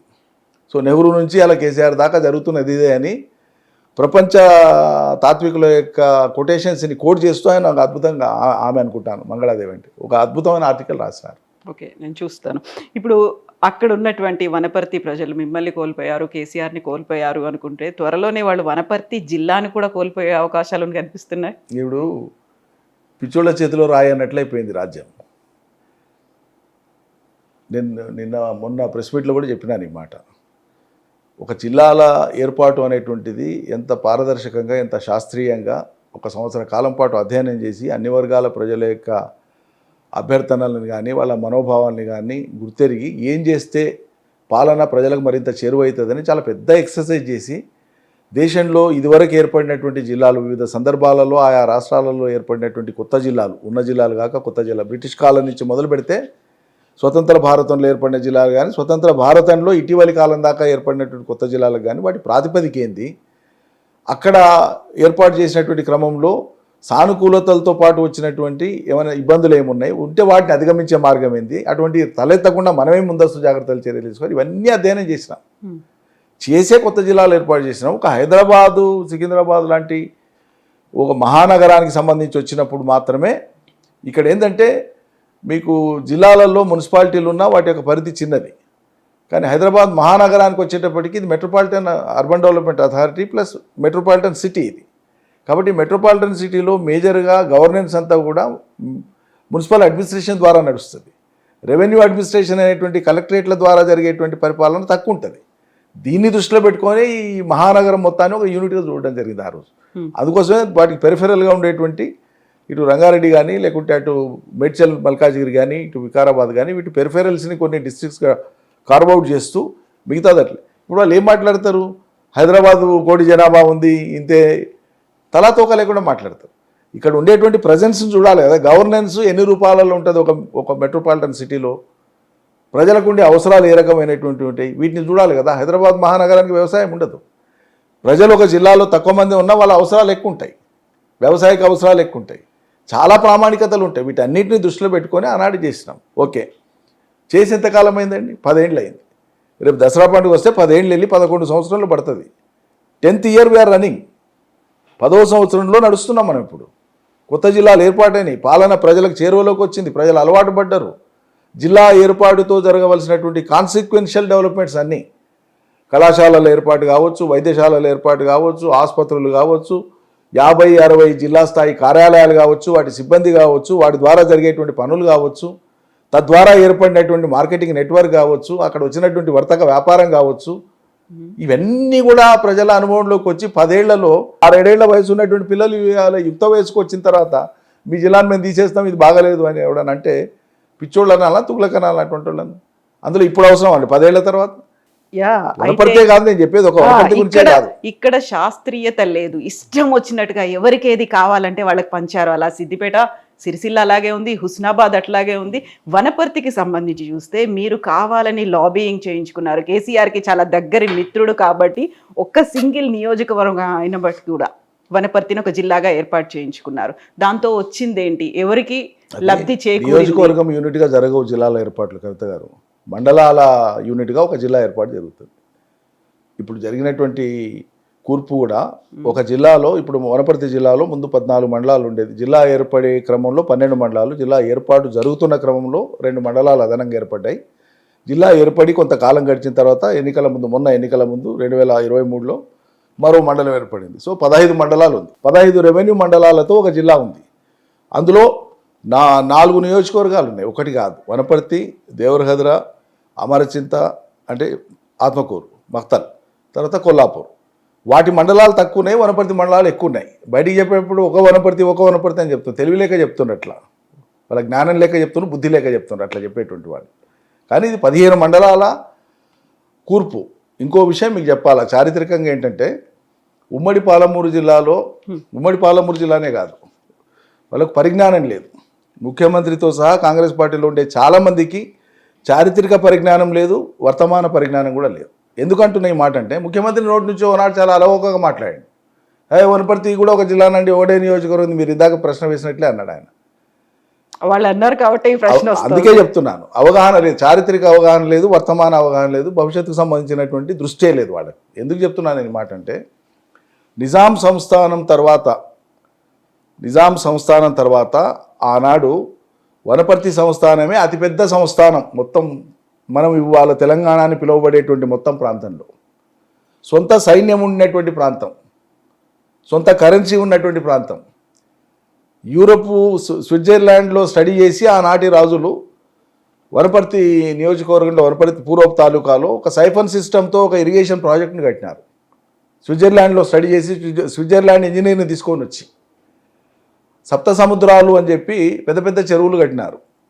వందల చెరువులు, ఇతర చిన్న చిన్న మధ్యతరగతి చెరువులు కట్టినారు. చెరువుల పేర్లే సముద్రాలు వాళ్ళు పెట్టింది ఆనాడు. అంటే ప్రజలకు కావాల్సినటువంటి ఇరిగేషన్ ఫెసిలిటీ క్రియేట్ చేయడానికి. తర్వాత అక్కడ హైదరాబాద్ మహానగరంలో కరెంటు వాడే కంటే ఒక సంవత్సరం ముందే బొగ్గులతో కరెంటు తయారు చేసి వీధి దీపాలు వెలిగించిండు వనపర్తి రాజు. అటువంటి ప్రాముఖ్యత కలిగినటువంటి ఒక ప్రాంతం అది. పైపెచ్చు సమైక్య ఆంధ్రప్రదేశ్ ఏర్పడిన తర్వాత కూడా పాలనాపరమైనటువంటి వివిధ కార్యాలయాలు ఏవైతే ఉమ్మడి పాలమూరు జిల్లాలో ఉండేనో, ఉదాహరణకు మీకు సెంట్రల్ గవర్నమెంట్కి సంబంధించినటువంటి పోస్టల్ సూపరింటెండెంట్ ఆఫీస్ అని ఉంటుంది ఒక జిల్లాలో. అవి 2 కార్యాలయాలు ఉంటాయి, ఒకటి వనపర్తి, ఒకటి మహబూబ్నగర్. ఎలక్ట్రిసిటీ డివిజన్ ఆఫీస్ అని ఉంటుంది, ఒకటి వనపర్తి, ఒకటి మహబూబ్నగర్. ఇరిగేషన్ డివిజన్ ఆఫీస్ ఉంటుంది, ఒకటి వనపర్తి, ఒకటి మహబూబ్నగర్. ఈ రకంగా పాలనకు సంబంధించినటువంటి అనేక కార్యాలయాలు ఉమ్మడి పాలమూరు జిల్లాలో మేము కొత్త జిల్లాల ఏర్పాటును తలపెట్టే కంటే ముందే 2 పాలనా కేంద్రాలుగా ఉన్నాయి. ఒకవేళ 2 జిల్లాలు చేయాల్సి వస్తే వనపర్తి మహబూబ్నగరే ఉండేది. అదనంగా ఎక్కువ జిల్లాలు చేయాలి కాబట్టి ఒక నారాయణపేట అయింది, ఒక గద్వాల అయింది, ఒక నాగరికల్ అయింది. ఈ చారిత్రక క్రమం తెలియనటువంటి మూర్ఖులు వనపర్తి జిల్లా కావడం అదేదో ప్రపంచంలో జరగకూడనటువంటి నేరం జరిగింది అనేటువంటి విధంగా మాట్లాడితే వాళ్ళ రాజకీయ అజ్ఞానం అది, చారిత్రక అజ్ఞానం అది, మూర్ఖత్వం. పైగా ఈ ముఖ్యమంత్రి 2 ఏళ్ళు 3 ఏళ్ళు వాళ్ళ అన్న కానిస్టేబుల్గా పనిచేస్తున్నాడు వనపర్తినప్పుడు. జిల్లా పరిషత్ హై స్కూల్లో చదువుకున్నాడు. అప్పుడు నేను వనపర్తిలో చదువుకున్నా, నాకు వనపర్తితో అనుబంధం ఉందని మాట్లాడి వనపర్తిలంతా ఆయన ముఖ్యమంత్రి అయినగా పిలిచి పాపం దండలు లేసి ఊరేగింపు చేసి మా ఈ ఊళ్ళో చదువుకొని పోయినాను పెద్ద ముఖ్యమంత్రి అయినని చెప్పి సంబరాలు పడ్డారు. సంతోషమే. ఏదైనా అదనంగా వనపర్తికి ఎవరు చేస్తాడో మిగతా దానికంటే కూడా చదువుకున్న పుణ్యానికంటే ఉన్న జిల్లాను ఊడగొడతా అనేటువంటి మాట ఆయన నోటి నుంచే మాట్లాడి. ఇంతకంటే తెలివి తక్కువతనం ఉంటుందా? రేపు ప్రజలు బుద్ధి చెప్తారు దానికి సంబంధించి, రేపు వచ్చే మున్సిపల్ ఎన్నికలలో. ప్రజల్లో వచ్చినటువంటి రెస్పాన్స్ ఏంటి ఇప్పుడు తీసేస్తామంటే? కాదండి, ఎప్పుడైనా మీకు ఏదైనా చేతనైతే ఒకటి తీసుకొచ్చి అదనంగా పెట్టాలా. వడ్డించి ముందు పెట్టినటువంటి విస్తరిని నేను కాలుతో దన్నేస్తా అంటే ఎవడన్నా ఊరుకుంటాడా? ప్రజలు ఊరుకుంటారా ఆ నిర్ణయం చేస్తే? ఇదంతా ఏంటంటే నాకు అర్థమైన వనపర్తి మాత్రమే కాదు 33లో నేను అదే చెప్తున్నాను. శాస్త్రీయత పేరు మీద జిల్లాల ఒక ప్రక్రియను ముందు పెట్టుకొని, కమిషన్ వేసి ప్రక్రియను ముందు పెట్టుకొని దీన్ని ఒక ఏడాదిన్నర జరుపుకుంటూ పోతే జిల్లా పరిషత్ ఎన్నికలు పెట్టడానికి ఆస్కారం ఉండదు. రైతు బంధు లేకుండా ఎన్నికలు పెట్టడానికి ప్రభుత్వం సిద్ధంగా లేదు. పైగా ప్రభుత్వం ప్రజల వ్యతిరేకతను ఎదుర్కోవడానికి సిద్ధంగా లేదు. అందుకోసమే ఎన్నికలంటూ ఏం లేకుండా ఉండాలంటే ఒక కమిషన్ ఏర్పాటు చేసి జిల్లాల ప్రక్రియ నడుస్తుందని చెప్తే కొత్త జిల్లాలు, కొత్త మండలాలు, కొత్త రెవెన్యూ డివిజన్లు, మార్పులు చేర్పులు ఉంటాయి. కాబట్టి ఇవి ఉన్నప్పుడు ఎన్నికలు పెట్టడానికే రాదు. ఓకే, కాబట్టి ఈ ప్రహసనాన్ని కొనసాగిస్తూ ముందుకు పోతారు. వాళ్ళ ఉద్దేశమే ఇది. ఈ మొత్తం ప్రహసనాన్ని కొనసాగిస్తూ ముందుకు పోతారు. దీంతో ఏమవుతుంది, మీకు ప్రధానమైనటువంటి ఇతర అంశాలు, ప్రజలు ఎదుర్కొంటున్నటువంటి అంశాలు, నిరుద్యోగం కావచ్చు, జాబ్ క్యాలెండర్ 2 లక్షల ఉద్యోగాలు కావచ్చు, మహాలక్ష్మి 2500 కావచ్చు, ప్రభుత్వం ఆనాడు కాంగ్రెస్ పార్టీ ఇచ్చిన అన్ని హామీలకు సంబంధించినటువంటి చర్చను ఈ జిల్లాల చర్చ డామినేట్ చేస్తుంది. ఇవి ఖచ్చితంగా ఆందోళన రూపం తీసుకుంటాయి. రూపం తీసుకోవాలనే ముఖ్యమంత్రి కానీ కాంగ్రెస్ వాళ్ళ యొక్క ఇష్టం. ఇది ఇట్లా జరగాలనే. తద్వారా ఏమవుతుంది, ఇష్యూస్ పోస్ట్పోన్ అయితే ఒకటి, 2 ఇవాళ ప్రభుత్వ ఉద్యోగులు ఎవరైతే రిటైర్ అయినారో వాళ్ళకి ఇచ్చేటువంటి బెనిఫిట్స్ కూడా 1000 కోట్లలో ఉంది. ఇది కూడా డెఫర్ అవుతుంది. ఇష్యూ చాలా ప్రధానమైనది, ముఖ్యమైనది. ఇది ఆషామాషి అది. రైతు బంధు ఎంత కీలకమైందో ఇవాళ రిటైర్ అయిన ప్రభుత్వ ఉద్యోగులకు ఇచ్చేటువంటి బెనిఫిట్స్ అంశం కూడా అంతే సీరియస్. కాబట్టి దాన్ని కూడా ఏదో రకంగా డెఫర్ చేసుకుంటూ పోవచ్చు ఈ ఆందోళనలు ఇవన్నీ ఉంటే. అది వాళ్ళ ఉద్దేశం. ఓకే, సో దీంతో పాటుగా వెరీ రీసెంట్గా జరిగింది ఫోన్ ట్యాపింగ్ ఇష్యూ అనేది. దాంట్లో హరీష్ రావుని వెరీ ఫస్ట్ టైం సిట్ పిలిచింది. సో ఆయన బాధితుడు అనేది ఈ మధ్యలో ఇప్పుడు వస్తున్నటువంటి లీక్స్ అంటారా మీరు, లేకపోతే ఉన్నటువంటి ఊహాగానాలు? యాక్చువల్గా బాధ్యుడు ఆయనే అని పిలిచారు అనేది నిన్నటి దాకా రన్ అయింది. హరీష్ రావు కూడా అదే మాట చెప్పారు. సో ఇదంతా ఒక సొల్లు పురాణం అన్నప్పటికీ కూడా, సో అక్కడ హరీష్ రావువే బాధితుడు, ఆయనతో పాటుగా ఆయన సిబ్బంది వీళ్ళందరూ కూడా అందులో ఫోన్ ట్యాపింగ్లో ఉన్నారు అనేది. ఆయన కావాలని వాళ్ళ అబ్బాయి యుఎస్ వెళ్తున్నాడు కాబట్టి ఆయనంతటా ఆయనే బ్రేక్ తీసుకున్నాడు కాబట్టి ఇంకా ఇది కంటిన్యూ అవుతోంది అనేటువంటి ఒక మాట ఉంది. ఫోన్ ట్యాపింగ్ ఇష్యూ అసలు ఈ ఉచ్చులో ఎవరు చిక్కుకున్నారు, ఎవరు బాధితులు? అసలు ఫోన్ ట్యాపింగ్ అనేటువంటిది ఒక సెన్స్లెస్ ఇష్యూ. ప్రభుత్వం కావాలని బయటికి తీసుకొచ్చినటువంటి. That has got nothing to do with the government. ప్రభుత్వం అంటే ముఖ్యమంత్రి, మంత్రిమండలి. ముఖ్యమంత్రి మంత్రిమండలికి సంబంధం ఉండదు. ఒకవేళ జరిగిందా జరగలేదా అనే అంశం నేను ఆ చర్చలోకి పోను, ఫస్ట్ ఆఫ్ ఆలే చెప్తున్నాను. ఇది అడ్మినిస్ట్రేటివ్ పాలసీలో భాగంగా సంబంధిత చట్టపరంగా ఇండియన్ టెలిగ్రాఫ్ యాక్ట్ ప్రకారంగా అక్కడ ఉండేటువంటి వాళ్ళు ఇచ్చేటువంటి పర్మిషన్ను బట్టి వాళ్ళు చేస్తారు ఆయా సందర్భాల్లో అనేటువంటిది కేంద్ర రాష్ట్ర ప్రభుత్వాలు ఈ దేశంలో అనుసరిస్తున్నటువంటి విధానం. నేను ఇవాళ ఆన్ రికార్డ్ మీకు చెప్తున్నాను ఈ టీవీ ఇంటర్వ్యూ సందర్భంగా, మీ ఇంటర్వ్యూ సందర్భంగా. Even today the present government వాళ్ళకు సీక్రెట్ సెల్ అనేటువంటి దాన్ని పెట్టుకొని దాని ద్వారా even today they are tapping the phones. మీది కూడా ఉందా అందులో? పాడు మీ ఫోన్ కూడా ఉందా లేదా నేను మాట్లాడాను. ఈ గవర్నమెంట్ సీక్రెట్ సెల్ అనేటువంటిది పోలీస్ డిపార్ట్మెంట్లో ఉంటుంది. దాని ద్వారా they are resorting to it. చేయట్లేదు, దాంట్లో ఏ సిబ్బందిని మేము డెలిగేట్ చేయలేదు, వాళ్ళని ఎక్కడ కూడా అసైన్ చేయలేదు, అటువంటిది ఏం లేదని చెప్పమానండి ప్రభుత్వం తరఫున. సో గతంలో అయితే కేసీఆర్ కానీ ప్రభుత్వం కానీ చేయలేదు, బట్ ఇప్పుడు మాత్రం ప్రభుత్వం 100%. గతంలో నేను ఏమంటున్నానంటే కేసీఆర్కో లేకుంటే కేసీఆరే ముఖ్యమంత్రి, తర్వాత హోంశాఖ మంత్రి, ఇంకెవరైనా మంత్రులు వీళ్ళు ఆదేశించి ఇది మీరు చేయండి అని చెప్పడానికి ఉండదు ప్రభుత్వంలో అంటున్నాను నేను. కానీ వీళ్ళు చేయకూడని పనులు ఇప్పుడు చేస్తుండే సర్కార్లు, నేను అనేది అది. రెండవది, హరీష్ రావు గారు చాలా క్లియర్గా చెప్పినారు అక్కడ ఏం మాట్లాడేదని ఊహాగానాలో లేకుంటే ఎవరిది వచ్చింది వాడు మాట్లాడేందుకు. కానీ మీరు మాట్లాడిన మొత్తం సంభాషణ, అన్ని గంటలు జరిగిన సంభాషణ, ప్రశ్నలు జవాబులు లైవ్లో ఆ వీడియో మొత్తం ప్రజలకు చూపండి అని అన్నాడు కదా. అంతకంటే ఓపెన్ ఛాలెంజ్ రికార్డ్స్ బయట పెట్టండి, అంతకంటే ఓపెన్ ఛాలెంజ్ ఏముంటుంది? ఆయన ఆడి బ్రేక్ తీసుకుంటూ లేకుంటే ఇవన్నీ ఎందుకు? ఒకటి, ఆయన బాధితుడు కాదు, లేకుంటే ఆయన బాధ్యుడు కాదు. ఆయనతో పాటు మిగతా వాళ్ళు ఎవరు కూడా బాధితులు కాదు. ప్రభుత్వాలు నడిపేటువంటి క్రమంలో ముఖ్యమంత్రి ఆజ్ఞకు కానీ ఉత్తర్వులకు కానీ సంబంధం లేకుండానే స్టేట్ను నడిపేటువంటి క్రమంలో అవసరమైన మేరకు ఇన్ఫర్మేషన్ ప్రొక్యూర్ చేసే క్రమంలో వాళ్ళు ఏ పద్ధతుల ద్వారా ఎట్లా చేస్తారో అది వాళ్ళకు ఒక డెవలప్డ్ సిస్టమ్ ఉంది గవర్నెన్స్లో. కేసీఆర్ వచ్చే కంటే ముందుంది, కేసీఆర్ తర్వాత కూడా ఇప్పుడు ఉంది. ఆ సిస్టమ్ను వీళ్ళేం డెమాలిష్ చేయలేదే. ఇప్పుడు మీకు అంతెందుకంటే ఎవ్రీడే స్టాటిస్టికల్ అంటే ఎవ్రీడే ఇన్ఫర్మేషన్ క్యాబినెట్ మంత్రులకు సంబంధించి కానీ అపోజిషన్కి సంబంధించి కానీ రోజువారీ జరిగేటువంటి ఘటనలు కావచ్చు, కార్యక్రమాలు కావచ్చు, ప్రతిదీ కూడా రిపోర్టింగ్ సిస్టమ్ ఉంటుంది, ప్రతిదీ ఉంటుంది. ఇది గవర్నమెంట్ ఉంటుంది, అనాలిసిస్ చేస్తారు, ఇంటెలిజెన్స్ వింగ్ అనలైజ్ చేస్తుంది. ఎస్ఐబి ఏమో ఇతరేతర సంస్థలు, నిషేధిత సంస్థలు లేకుంటే అటువంటి వాళ్ళు చేసేటువంటి యాక్టివిటీస్ మీద వాళ్ళు నిఘా వేసి వాళ్ళు ఉంటారు. మీకు ఎప్పుడైనా కోర్టులో ఒక ప్రొటెక్షన్ ఉంది, ఎవిడెన్స్ యాక్ట్లో ప్రొటెక్షన్ ఉంది, లీగల్ ప్రొటెక్షన్ ఉంటుంది. On credible information we have apprehended so and so fellow అని రిమాండ్ రిపోర్ట్లో రాస్తారు. ఏ క్రెడిబుల్ ఇన్ఫర్మేషన్ నీకు ఎవరు ఇచ్చిందని కోర్టు కూడా అడగడానికి లేదు.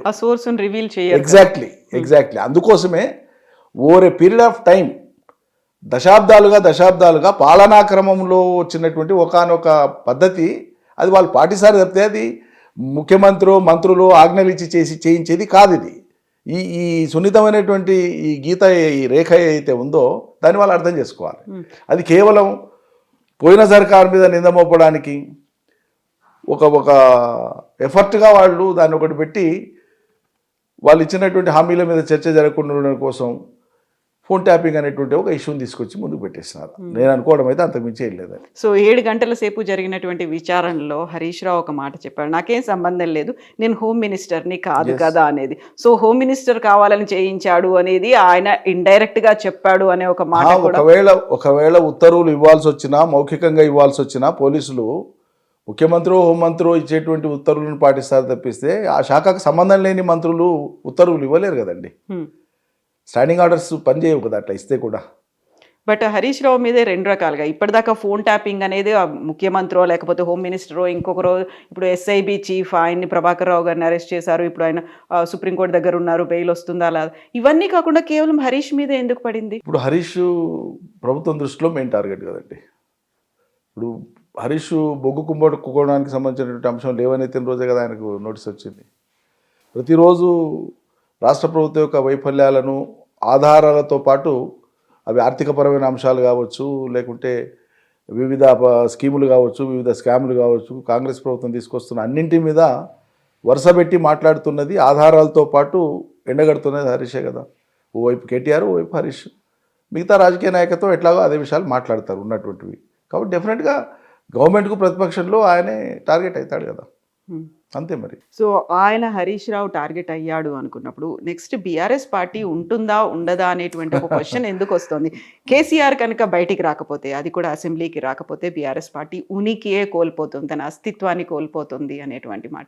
సో మీరేమో లీడర్ల మీద డిపెండ్ అయి ఉన్నట్టున్నారు, బట్ అందరూ మాత్రం కేసీఆర్ వస్తేనే బీఆర్ఎస్ పార్టీ బతుకుతుంది, బట్ట కడుతుంది అనే ఒకటి ఏంటంటే, ఒక రాజకీయ పార్టీ యొక్క పునాదులు కానీ, రాజకీయ పార్టీ యొక్క ప్రస్థానం కానీ ఏ ప్రాతిపదికగా ఉంటుంది అనేటువంటి దాని మీద అవగాహన లేనటువంటి వాళ్ళ యొక్క మాటలు అవి. భారతదేశంలో కాంగ్రెస్ అనేటువంటి ఒక పార్టీకి ఒక ప్రాతిపదిక ఏంటంటే, స్వతంత్ర కాలంలో పుట్టి స్వతంత్ర అజెండాను ఎత్తినేసుకున్నటువంటి పార్టీగా, స్వతంత్ర ఉద్యమం నడిచినంత కాలం, స్వతంత్ర అనంతరం కొన్ని దశాబ్దాల వరకు కూడా త్యాగనిరతితో పనిచేసినటువంటి ఒక పార్టీగా దానికి ఒక లెక్క ఉంది. అదొక ప్రాతిపదిక.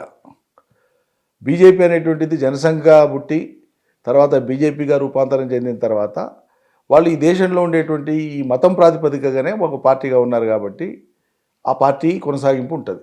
మోడీ గారు ఉన్నా లేకున్నా, ఒకనాడు అద్వానీ గారు ఉన్నప్పుడు ఆయన ఆకాశం అంత ఎత్తున ఉన్ననాడు అద్వానీ గారి తర్వాత ఎట్లా అన్నారు. కానీ వాళ్ళ ఒక సామాన్య కార్యకర్త స్థాయి నుంచి వచ్చినటువంటి వ్యక్తిని బీజేపీకి దేశాధ్యక్షుడిగా పెట్టుకున్నారు.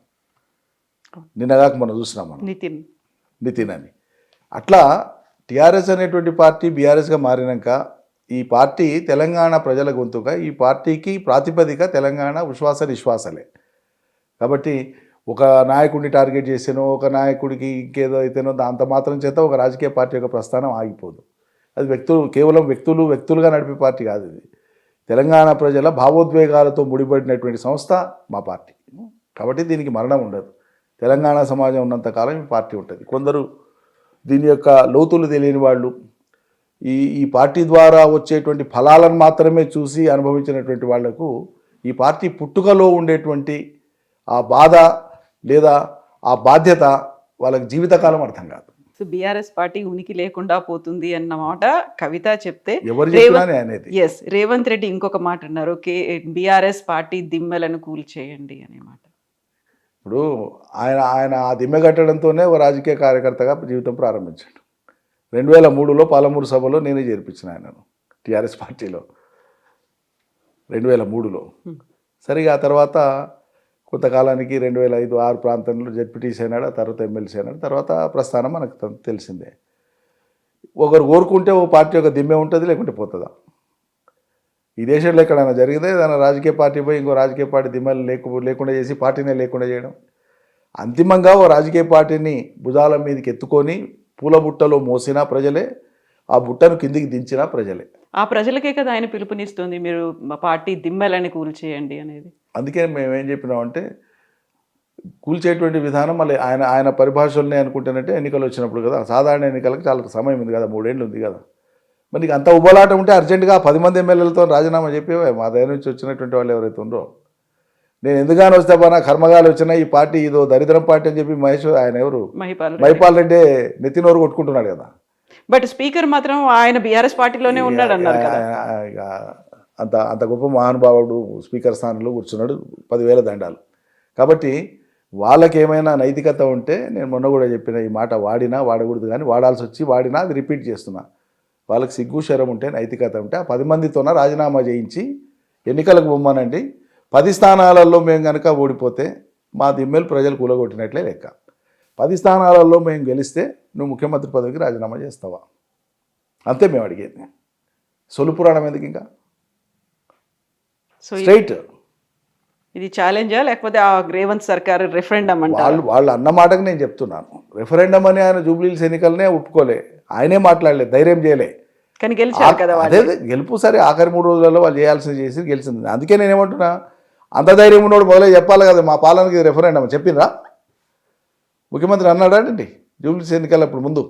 ఎస్, జూబ్లీహిల్స్ ఎన్నిక ఫలితం మా పాలనకు రెఫరెండం ఆయన మాట్లాడినట్లు ఎక్కడైనా వీడియో చూడండి, మీరు వెతకండి. కాకపోతే అది కేవలం ఒక్క నియోజకవర్గానికి సంబంధించింది. ఇప్పుడు 10 అనేది తెలంగాణ వ్యాప్తంగా ఎప్పుడు అనలేదు, అందుకే ఆ మాట అనలేదు. ఇప్పుడు కూడా మేము ఆయన గద్దెల్ని కూల్చండి అన్నాడు, ప్రజలకు పిలుపునిచ్చిండు కాబట్టి ఆ ప్రజలే తీర్పిస్తారు. నువ్వు పిలిపించిన ప్రజలే తీర్పిస్తారు. మరి వాళ్ళకి అవకాశం ఈ తీర్పియనికే సింపుల్. నీ పాలన దిగిపోదు కదా, అర్జెంటుగా ఎన్నికలు పెట్టి మరి ఎవరు వద్దన్నారు. ఏం జరుగుతుంది? మీరు ఈ పొలిటీషియన్ కాకముందు మీరు ఒక అడ్వకేట్ గా కూడా ఉన్నారు. సుప్రీంకోర్టు కూడా ఇంటర్వ్యూన్ అయింది. ఇందులో స్పీకర్ కి ఒక డెడ్ లైన్, అది ఎక్స్టెన్షన్ ఇచ్చారు. ఇప్పుడు మాక్సిమం 15 రోజులు.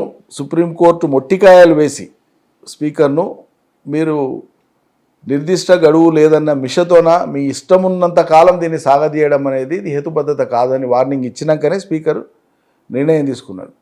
స్పీకర్ నిర్ణయం శిరోధార్యం అని సుప్రీంకోర్టు చెప్పలే. స్పీకర్ నిర్ణయం శిరోధార్యం కూడా కాదు, ఏది అంతిమం కూడా కాదు. స్పీకర్ నిర్ణయం మీద తదుపరి సుప్రీంకోర్టు విచారణ చేస్తుంది రే భవిష్యత్తులో. Let us see. కాకుండా మీకంటే ఎక్కువ బీజేపీ వాళ్ళే పట్టుపడుతున్నట్టున్నారు. ఎలేటి మహేశ్వర్ రెడ్డి మళ్ళీ సుప్రీంకోర్టు దగ్గరికి వెళ్ళారు. 15 రోజుల డెడ్ లైన్, ఇది చివరి డెడ్ లైన్ అనేది మళ్ళీ స్పీకర్కి ఇచ్చారు. ఎందుకు అట్లా? వాళ్ళకి అంత పట్టుదల ఎందుకుంది? వాళ్ళకి ఏం పట్టుదల లేదు. అంత పట్టుదల ఉంటే బండి సంజయ్ దినం రేవంత్ రెడ్డి మీద కొట్లాడుతుండే కదా. రోజు కేసీఆర్ మీద ఏడ్చిన బండి సంజయ్ వాళ్ళు ఎందుకు మాట్లాడతలేడు? ఎందుకు మాట్లాడట్లేరు? రేవంత్ రెడ్డి స్నేహం. సో ఇక్కడ ఉండేటువంటి కాంగ్రెస్ పార్టీ సజావుగా 10 కాలాలు ఉండాలని చాలా బలంగా కోరుకుంటున్నటువంటిది రాష్ట్ర బీజేపీ నాయకులే. ఒకరిద్దరు మినాయిస్తే, 2-3 వ్యక్తులు మినాయిస్తే, 2-3 లెజిస్లేటర్స్, 2-3 ప్రముఖ నాయకులు మినాయిస్తే మెజారిటీ వాళ్ళకి కంఫర్ట్. ఇప్పుడు ఎవరి నోటి నుంచో కాదు కదండి ఈ మాట, సాక్షాత్ ప్రధానమంత్రి అన్నాడు కదా ఎంపీలను పట్టుకొని. మీరు ఏం పని చేస్తున్నారు రాష్ట్రంలో? మీరు ఇష్యూస్ మీదనే కొట్లాడతలేరు, మీరు ప్రతిపక్ష పాత్ర పోషిస్తలేరు. మీరు ప్రతిపక్ష పాత్ర పోషిస్తే మీరు కదా ఉండాల్సింది ప్రతిపక్షంలో, బీఆర్ఎస్ కాదు కదండి. ఈ మాటలు అన్నది ఎవరండి? పార్లమెంట్ సమావేశాల సందర్భంగా స్వయంగా ప్రధానమంత్రి గారే అన్నారు కదా. అంటే ఇక్కడ ఈ రాష్ట్ర ప్రభుత్వంతో కొట్లాడాల్సినటువంటి పరిస్థితులలో వీళ్ళు కొట్లాడకుండా మౌనంగా ఉన్నారు. మీరేమో అటు బీజేపీ ఇటు కాంగ్రెస్ అంటున్నారు, కానీ వినిపిస్తున్న మాటలన్నీ బీఆర్ఎస్ అండ్ బీజేపీ ఫ్రెండ్స్ అనే మాట. మీకేమనిపిస్తుంది చెప్పండి? నో మీరు కాదంటారా? మీరు ఫ్రెండ్స్ కాదా? మీరు కూడా పెద్ద ఫైటింగ్ అనేది బీజేపీతో చెయ్యట్లేదు కదా అసలే. బీజేపీ ఇక్కడ రాష్ట్రంలో లేదు కదండి. లేకపోయినప్పటికీ కేంద్రంలో ఉంది, రావాల్సిన బాధ్యత ఉంటుంది. అన్ని ఇష్యూస్ మీద మేమే కదా మాట్లాడేది. పాలమూరు రంగారెడ్డికి మీరు ఎందుకు నీటి కేటాయింపులు చేస్తలేరు, ఎందుకు నీళ్ళకి సంబంధించినటువంటి ఇష్యూను పెండింగ్లో పెట్టి ఏళ్ల తరబడి 2 రాష్ట్రాల మధ్యలో చిచ్చు పెట్టి ఇట్లా కూర్చున్నారు 100 సార్లు కదా. 100 లేఖలు రాసిండు ముఖ్యమంత్రి గారు ఆనాడు ముఖ్యమంత్రిగా ఉండి. తర్వాత కేంద్రం ఎన్నడని పట్టించుకుందా తెలంగాణని? ఈ విషయం మీద ఎన్నిసార్లు మేము మాట్లాడలే, ఎన్ని అంశాల మీద పార్లమెంట్లో మాట్లాడలే. మాకున్న మొత్తం సర్వశక్తులు కూడా వడ్డినాము. మేము చేస్తున్నదే పోరాటం, వేరే ఏం చేస్తున్నాం? బీజేపీ అందరికీ, రాష్ట్ర ప్రజలందరికీ కూడా తెలుసు. ఇక్కడ ఉండేటువంటి కాంగ్రెస్ ప్రభుత్వం యొక్క వైఫల్యాల మీద వాళ్ళు యుద్ధం చేయదలుచుకుంటే 100 రకాల ఇష్యూస్ ఉన్నాయి. చాలా బలోపేతంగా ఫీర్సింగ్ ఎఫెక్ట్తో పోవచ్చు వాళ్ళు. They are not interested, they are not incline. అట్లా మాట్లాడనట్లు. బీఆర్ఎస్కి సంబంధించి రోజు ఏదో ఒక న్యూస్ వస్తుంది, పార్టీలో చేరికలు ఉంటున్నాయి, వీళ్ళు వస్తున్నారు, వాళ్ళు వస్తున్నారు, జాయిన్ అవుతున్నారు, గర్వాపసి కూడా ఉండబోతోంది అనే మాట. ఎంతమంది వస్తున్నారు ఇక్కడ నుంచి ఇతర పార్టీలోకి వెళ్ళిపోయినటువంటి లీడర్లు? అది చూద్దాం. మేము ప్రధానంగా దృష్టి పెట్టింది ఏంటంటే క్షేత్రస్థాయిలో ఉండేటువంటి వివిధ పార్టీలకు సంబంధించినటువంటి వాళ్ళు రాష్ట్రంలో మళ్ళీ బీఆర్ఎస్ అధికారంలోకి రావాలి, కేసీఆర్ ముఖ్యమంత్రి అయితేనే ఈ రాష్ట్రానికి ఒక దిక్సూచి, లేకుంటే లేదు అని నమ్మేటువంటి వాళ్ళందరూ ఎవరైతే కింద వస్తున్నారో వాళ్ళందరికీ వెల్కమ్ చెప్తున్నాం, వాళ్ళని చేర్చుకుంటున్నాం. ఇక మిగతా మీరు అనేటువంటి ఘర్ వాపసీ కేసులు ఏవో నా దృష్టికి రాలేదు. ఈటెల రాజేందర్ అని ఎందుకు పేరు వినిపిస్తుంది? నా దృష్టికి అయితే రాలేదు. నేను కూడా మీడియాలోనే చూస్తున్నాను, వింటున్నాను. సో ఎవరు ప్రయత్నాలు చేస్తున్నారు? ఆయన తీసుకురావాలని ప్రయత్నాలు ఉన్నాయా? ఆయన నాకు తెలిసి ఆయన గతంలో ఇంటర్వ్యూలో చెప్పినట్లు నేను విన్నా. వాస్తవంగా అయితే ఉన్నటువంటి పార్టీలోకి వెళ్ళి పోవడమే తప్పు, పోయి మళ్ళీ రావడము, మళ్ళీ ఇటు పోవడము అది ఇబ్బందితో కూడింది.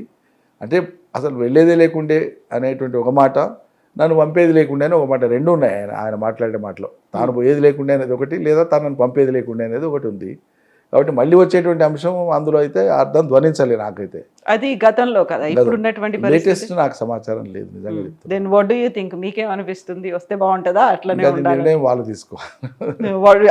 యాజ్ ఎ ఫ్రెండ్ లేకుంటే యాజ్ ఎ ఎక్స్ కోలీగ్ మీరేం సజెస్ట్ చేస్తారు? As my younger brother he is.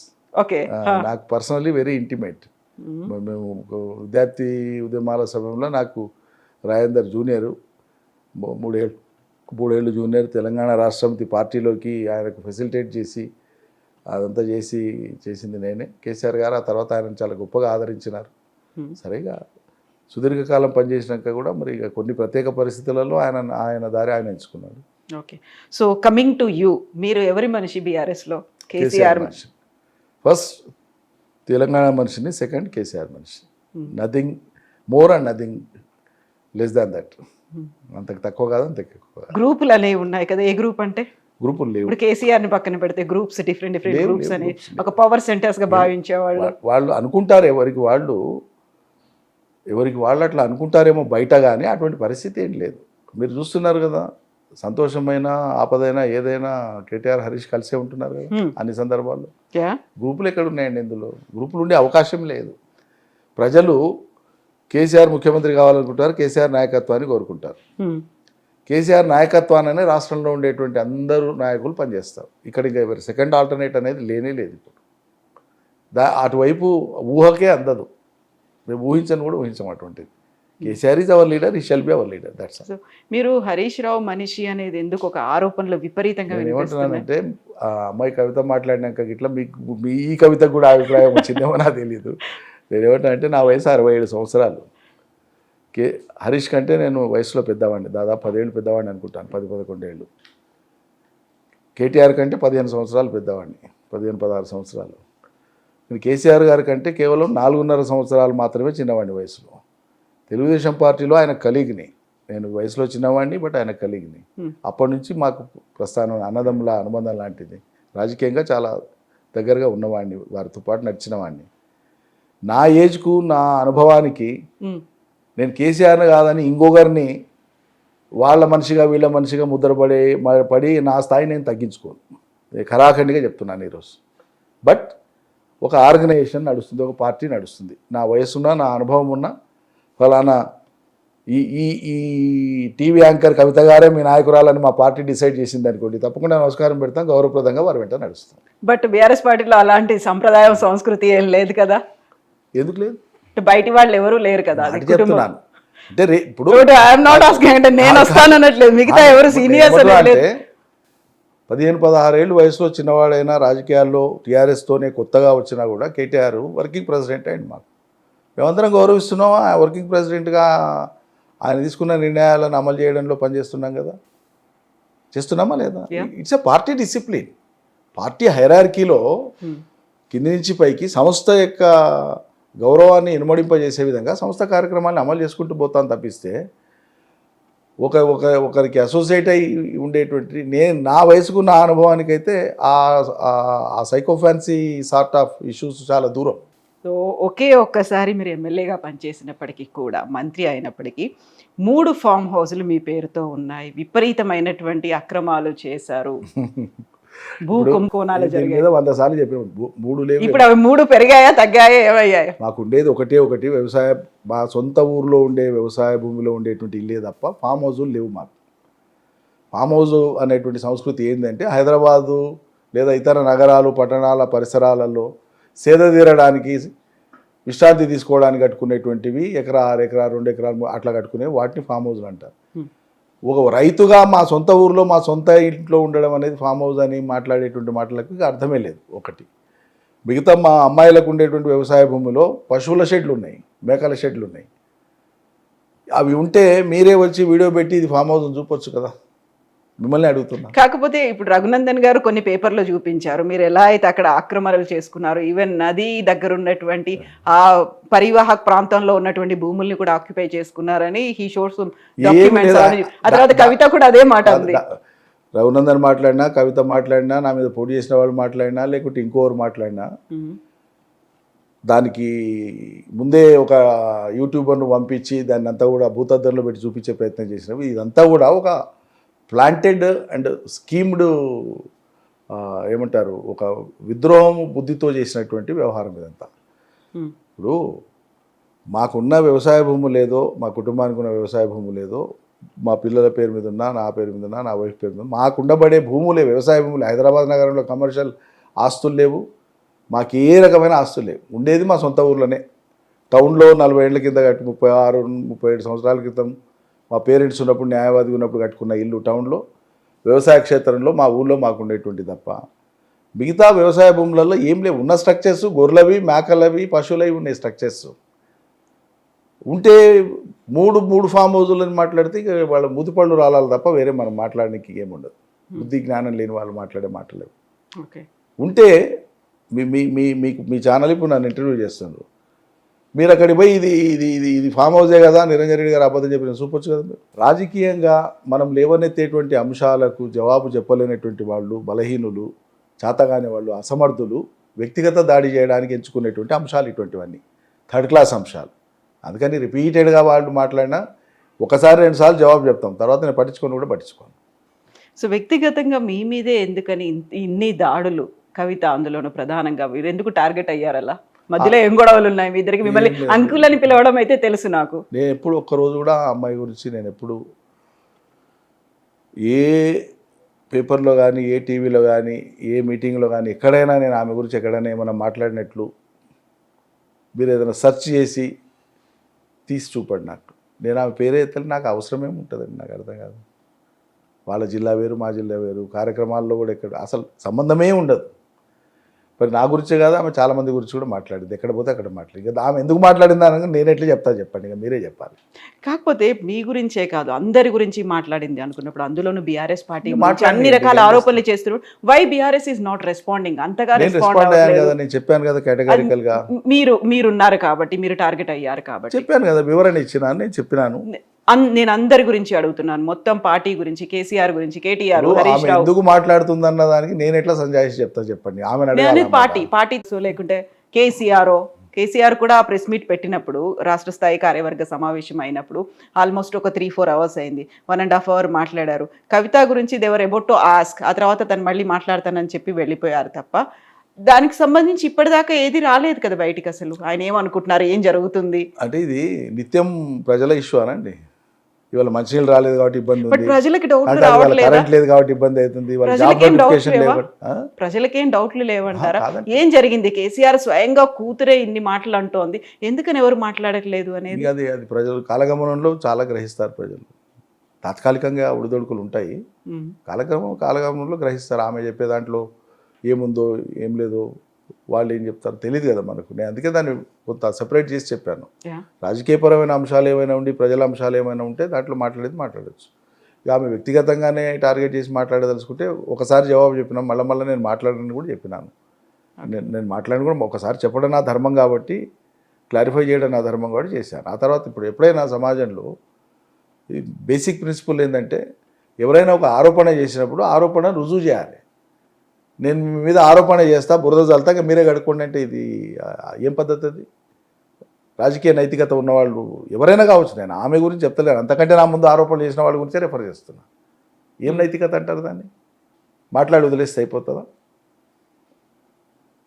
ఒక జవాబుదారీతనం మీ దగ్గర ఏదైనా నా మీద మెటీరియల్ ఉంది, ఇంక్రిమినేటింగ్ మెటీరియల్ ఉంది, చట్టబద్ధ సంస్థలు ఉన్నాయి ఈ దేశంలో, కోర్టులు ఉన్నాయి, ఏజెన్సీలు ఉన్నాయి, ఇంకేది ఉన్నాయి, నిగ్గు తేల్చండి అంతే. నక్కర్పులు కుక్కర్పులతో ఏమో అవసరం ఉందండి, నాకు అర్థం కాదు. అవసరమేముంది అసలు? ఈ ప్రతిదానికి మేము రోజు డిఫర్మేషన్లు వేసుకుంటూ పోవాలన్నా? ఇదే పని మాకు అన్నిటిసి పెట్టి, ఎవడో కుక్క వర్లిండని వాని మీద మేము డిఫర్మేషన్, పోలీస్ కంప్లైంట్ ఇచ్చుకుంటూ ఇదేనా మా పని? నిందారోపణలు చేస్తావు కాబట్టి మేము భరించుకుంటే ఇదే చేయాలన్నా? చూస్తాం కొన్ని చూస్తాం, తర్వాత ఏం చేయాలో చేస్తాం. సో మాకి పెద్దలు చెప్పేటువంటి ఒక మాట ఉంటుంది, ఒక మాటని ఏదైనా ప్రతిసారి పదే అది చెప్తూ పోతూ ఉంటే అది విన్న తర్వాత డౌట్ అనేది అక్కడ స్టార్ట్ అవుతూ ఉంటుంది. నేను ఇంకో మాట కూడా చెప్తాను, దానికే ఇంకో మాట కూడా ఏముంటుందంటే, మీరు ఒక అబద్ధాన్ని ఒకసారి ఖండించినాక పదే ఖండిస్తే కూడా అది నిజమని నమ్మే ప్రమాదం ఉంటుంది. ఎగ్జాక్ట్లీ. కాబట్టి ఒకసారి ఖండించినా వదిలిపెట్టిన ఒక ఆరోపణలు ఎట్లుంటాయో మీ ఖండనలు కూడా అట్లనే ఉంటాయి. అక్కడ ప్రజలకు ఉండేటువంటి కొన్ని డౌట్లు ఉంటాయి. మళ్ళీ వరుస పెట్టి ఖండించాల్సిన అవసరం కానీ కర్మ కానీ నాకు లేదు. అది సరైనది కూడా కాదని భావిస్తున్నాను. Okay, so 3 more years to go. Next ఏం చేయబోతున్నారు నిరంజన్ రెడ్డి గారు? ఇప్పుడు మళ్ళీ వనపర్తి ఇష్యూ ఒకటి ఉంది, ఆ తర్వాత అక్కడ ఉన్నటువంటి స్థానిక సంస్థల ఎన్నికలు అనేవి ఉన్నాయి, జెడ్పీటీసీలు, ఎంపీటీసీలు ఉన్నాయి. మళ్ళీ మీరు కంటెస్ట్ చేస్తున్నారా? ఏం చేస్తారు అంటే 100% ప్రజాక్షేత్రంలోనే ఉన్నాం. 100% బీఆర్ఎస్ పార్టీ పోరాటం చేస్తుంది. నిత్యం అన్ని కార్యక్రమాలు ఉన్నాయి, నిత్యం జనం మధ్యలో ఉన్నాం, నిత్యం జనం ఇష్యూస్ మధ్యలో ఉన్నాం, ఎల్లప్పటికీ ఉంటాం. అధికారంలో ఉండడమే, అధికారం ఎప్పుడండి ఉన్నది? 5 ఏళ్లే కదా, 25 ఏళ్ల ప్రస్థానం కదా. టీఆర్ఎస్ పుట్టింది 2001 కంటే ఏడాది ముందు నుంచే సన్నాహక ఏర్పాట్లు ఉన్నాయి. అంటే 26వ సంవత్సరం ఇప్పుడు 26 ఏళ్లలో మేము అధికారంలో ఉందంత నేను ఎమ్మెల్యేగా మంత్రిగా 5 ఏళ్లే కదా, మిగతా అంతా అంతకుముందు ప్రజల మధ్యనే ప్లానింగ్ ఉన్నా. కమిషన్ ఉంది కదా అదే 4 ఏళ్ళు, అట్లయినా కూడా 15 ఏళ్ళు అయితే పోరాటమే కదా. ఉన్న ఈ బాధ్యత ఉన్నటువంటి టైంలో కూడా మేము నిర్విరామంగా ప్రజల కోసం పనిచేస్తుందే కదా. కాబట్టి వీల్ కంటిన్యూ టు వర్క్, ఏం విశ్రాంతి ఏముండదు. ఎస్ అండి, thank you so much. Thank you అండి. And for more videos, Please subscribe to iDream. Please subscribe to iDream. Please subscribe iDream. And please subscribe to iDream. For more videos, subscribe to iDream. please like, share, and subscribe to the channel. Congratulations, iDream. Subscribe to iDream. Subscribe to iDream. So subscribe to iDream Media. iDream की iDream team अंदर की huge congratulations. Please subscribe iDream media. Please subscribe to iDream. Subscribe iDream. Please subscribe to iDream. iDream అంటే నా కళల ఛానల్ను subscribe చేసుకున్న నోరు తిరుగుతలేదు, మీరైతే గంట గుర్తు కొట్టండి. For more such videos, please subscribe to iDream. Subscribe to iDream. Please subscribe to iDream. Please subscribe iDream Media. Please do subscribe to iDream. Please subscribe to iDream Media. For best entertainment and information, please subscribe iDream. And don't forget to subscribe to iDream.